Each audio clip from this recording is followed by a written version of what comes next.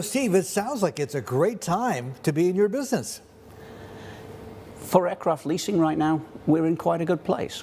Yeah. You see the results that we announced yesterday.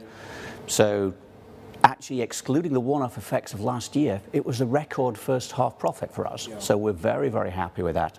We had growth in the core business, which is important, and we had growth across all of our different business lines. Yeah, you do financing as well and all sorts of other stuff, which we can get to in just a little bit. But I mean, the whole premise of why you're doing so well is simply, to put it simply, rather, look, it's better to have a plane in hand than three on order these days, right? The industry's had a lot of challenges in the last 5 years as we went through the pandemic. It affected the supply chain greatly. But if we look where we are today, so we have 480 aircraft in the existing fleet, we've got another 350 aircraft on order, and there's huge demand for all of those planes. If you're an airline today and you go to Airbus or Boeing to order more aircraft, you won't get one this decade. Whereas we have availability from 2027 onwards, both used aircraft, new aircraft, and we have airlines around the world who are looking to lease those planes. Look, I got to ask you, right, with this ongoing confrontation, including the trade war between the U.S. and China, one of the end results has been China and its orders for some Boeings, at least, right? They've said, nah, we don't want them after all. Boeing, take them back. You don't, and they fly back to wherever it is, Renton or whatever, right? What's happened to those aircraft? Have you managed to get your hands on any of them? What you always have to remember with those aircraft is the aircraft have been built already into the specification of those airlines. And so there's a heavy incentive for both sides, really, to still take those aircraft. And so a number of the aircraft that did go back when this all started to unfold have actually subsequently delivered to those airlines. Oh, they have? Okay, yeah. Because for other airlines, it's not as though, unless it's like you're basically ready and willing to take it at spec, it's not going to do you any good or much good. There's always a challenge because there's different regulatory requirements in different countries, so you need to make small changes. But one of the strengths of our business is that ability to move aircraft around the world. That's where leasing aircraft is very different to real estate, for example.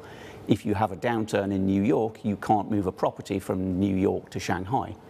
If you have a slowdown with airlines in the US, you can move an aircraft from the US to China.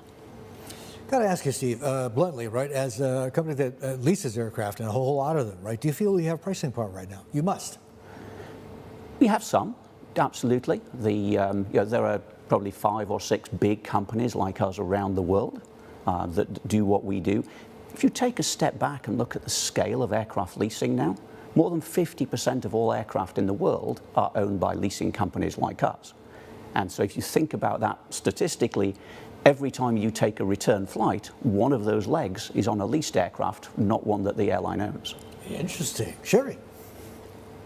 Yeah, Stephen, what do you think is driving that? You just said 50% of the planes out there is on the leasing contracts, and do you think that could somehow suggest that it's just so hard to get airplanes these days? And I wonder how that's impacting your portfolio as well. Are you also struggling to get your planes and enough on your portfolio?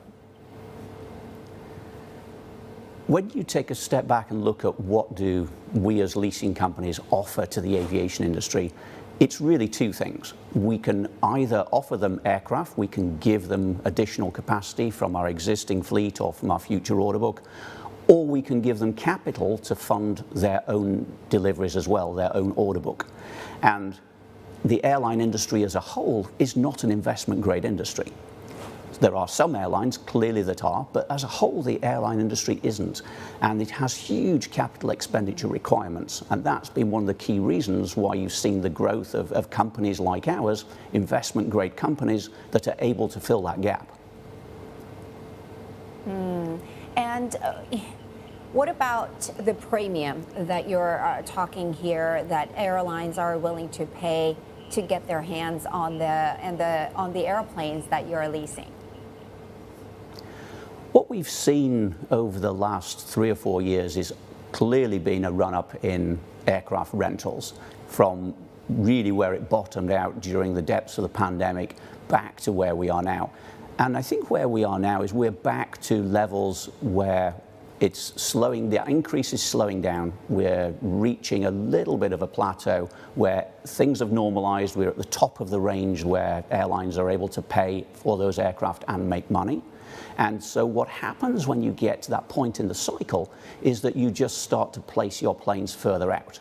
As we said before, there's no immediate availability from any of the manufacturers really before the end of this decade, and so we're placing aircraft today that will deliver to the airlines in 2027 and 2028. You know, here at CNBC, we just called it the Jackson Hole of Friday. Obviously, the monetary policy of the United States impacting a lot of the global assets as well, and I would assume that it impacts your portfolio, your business. And I was actually reading about how you benefit from long-term dollar-denominated, U.S. dollar-denominated cash flows and also values denominated in the U.S. dollar. Was there any turbulence on that premise earlier this year with the whole tariff situation and the so-called de-dollarization trend that the market put on? Aircraft leasing is still very much a dollar-denominated business. If you look at our business, we buy planes in dollars, we lease them in dollars, we finance them in dollars, and we sell them in dollars. And so we're not taking a currency risk in our business, but we are affected by movement in US dollar interest rates. So today, as a levered company, we have about $25 billion of assets funded by about $16 billion of debt. That debt is about 70% fixed rate, 30% floating rate. And so if we do start to see some reduction in short-term rates, we'll see that cycle very quickly through our average cost of funds, which will actually improve our bottom line. Steve, I'm really curious, and getting back to the whole U.S.-China competition, confrontation, trade war, whatever.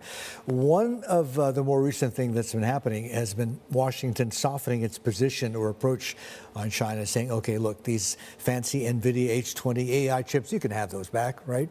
As well, chip design software, you can have that, and GE aircraft engines.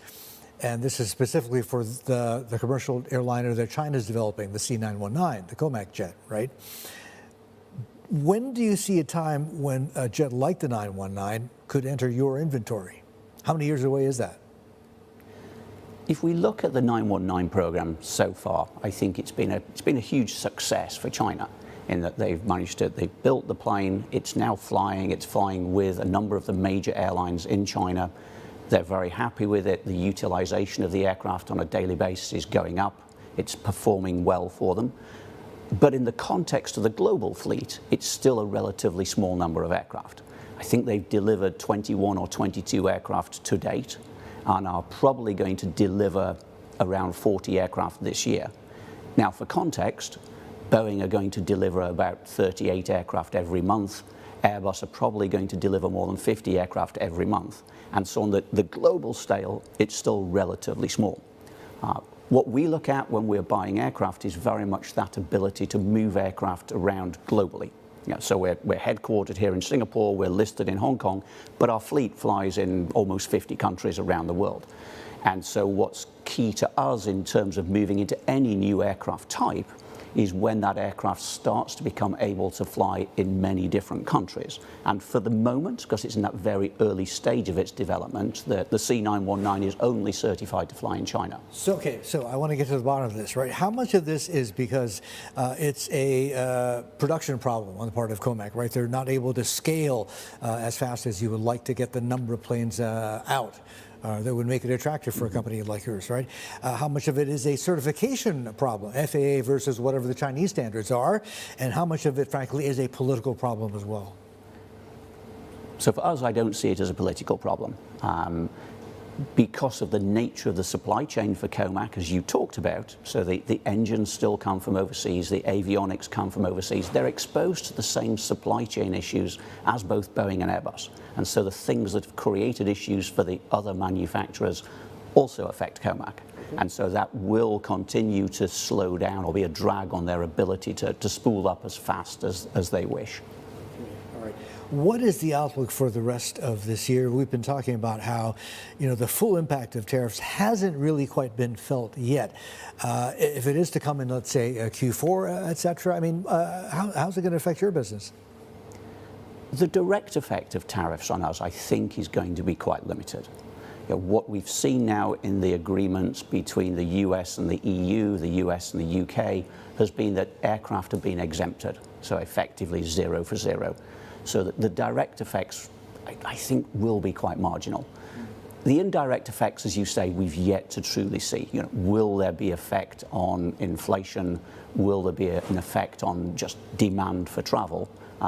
We won't know until we see how this plays out during the course of the next 6 months.